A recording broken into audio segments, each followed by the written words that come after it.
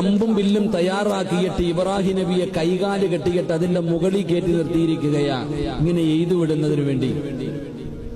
അത്രയും വലിയ ഒരു പ്രയാസകരമായ സാഹചര്യത്തിൽ ഇബ്രാഹിം നബി അലൈഹിസ്സലാം നിൽക്കുമ്പോ മുഖറബുൽ അംലാഖു മലക്ക് ജിബ്രീൽ അലൈഹിസ്സലാം, ആ ജിബ്രീൽ എന്ന് പറയുന്ന മലക്ക് വന്നിട്ട് ഇബ്രാഹിം നബി അലൈഹിസ്സലാമിനോട് ചോദിക്കുന്നു, ഒന്ന് അനുവാദം എന്താ, ഞാൻ നിങ്ങളെ സഹായിക്കാം, ഞാൻ നിങ്ങളെ രക്ഷപ്പെടുത്താം, ഈ തീ ഞാൻ അണച്ചു കളയാം. അപ്പോഴും ഇബ്രാഹിം നബി അലൈഹിസ്സലാമിന്റെ മറുപടി, ജിബ്രീലേ, എനിക്ക് നിന്റെ സഹായം വേണ്ട, എന്നെ പടച്ച റബ്ബുണ്ടല്ലോ. ഹസ്ബുനല്ലാഹു നിഅമൽ വകീൽ നിഅമൽ മൗലാ വ നിഅമൻ നസീർ. ആ ഒരു സാഹചര്യത്തിലും ഇബ്രാഹിം നബി അലൈഹിസ്സലാം പറയുന്നത്, എന്റെ റബ്ബുണ്ടല്ലോ, എന്നെ പടച്ച അല്ലാഹു നോക്കിക്കൊള്ളും എന്നെ.